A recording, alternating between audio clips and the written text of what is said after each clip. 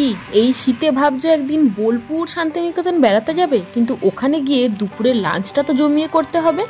আজকে বোলপুর শান্তিনিকেতনে জমিয়ে দুপুরের লাঞ্চ কোথায় করবে তারই একটা ভিডিও তোমাদের সঙ্গে শেয়ার করছি।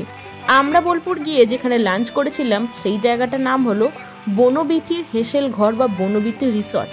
যাওয়ার পথে এরকম লাল মাটি আর দুদিকের ঘন জঙ্গল, পরিবেশটা এত ভালো লাগছিল তাই কিছুটা ক্যাপচার করে তোমাদের সঙ্গে শেয়ার করলাম। কথা বলতে বলতে চলে এসেছি বনবিথির হেসেল ঘরে। এর নিচেটা কিন্তু রেস্টুরেন্ট, পুরোটাই খাওয়ার ব্যবস্থা, আর উপরে কিন্তু রিসর্ট আছে। দেখো সামনেটা দারুণভাবে সাজানো। চলো এবারে তোমাদের সঙ্গে ভিডিওটা শেয়ার করি, কি কি মেনুতে ছিল আর কিভাবে আমরা কি খেলাম সব কিছু শেয়ার করি। আমরা বিশ্বভারতী ক্যাম্পাস থেকে টোটো ধরে সোজা চলে এসেছি বনবিথির হেসেল ঘরে। এখানে মাথা পিছু টোটো ভাড়া লাগবে 20 টাকা, খুব বেশি দূর নয়। দেখো এবার চলে যাচ্ছি রেস্টুরেন্টের ভেতরটা। রেস্টুরেন্টের ভেতরে অ্যাম্বিয়েন্সটা আমার তো দারুণ লেগেছে।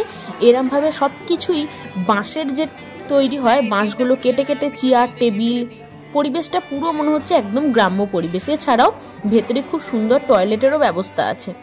দেখো চলে এসছি এবার। এখানে সব কিছুই কিন্তু কাঁসার বাসনে সার্ভ করা হয়, সেটা দেখে আরও ভালো লাগছে। এবার মেনুতে কি কি ছিল তোমাদের বলে দিচ্ছি। এখানে কিন্তু সব কিছু থালি হিসেবে পাওয়া যায়। 150 টাকার থালি, 120 টাকার থালি, 200 টাকার থালি। 150 টাকার থালিতে আমাদের যেটা ছিল সেখানে মেনুগুলো তোমাদের দেখিয়ে দিচ্ছি। 150 টাকার থালিতে ভাত, শাক ভাজা, একটা পকোড়া ছিল, অবশ্যই ভেজ পকোড়া, শুক্তো, বাঁধাকপির তরকারি, কলাইয়ের ডাল, চাটনি, পাঁপড়, মিষ্টি। এবার তোমরা এক্সট্রা যেটা মাটন, চিকেন বা ফিশ ফ্রাই নিতে চাও এগুলো কিন্তু এক্সট্রা নিতে হবে। ঘি আর নুন দিয়ে গরম গরম ভাতটা খেতে শুরু করে দিলাম। ভাতগুলো এত ভালো ছিল, একবার ভাত নিয়ে কিন্তু আমরা আবার ভাত নিয়েছিলাম। আর প্রত্যেকটা আইটেমই একদম দুর্দান্ত। অবশ্যই যদি বোলপুর শান্তিনিকেতন যাও এই বনবিথির হেসেল ঘরে কিন্তু খেতে ভুলো না।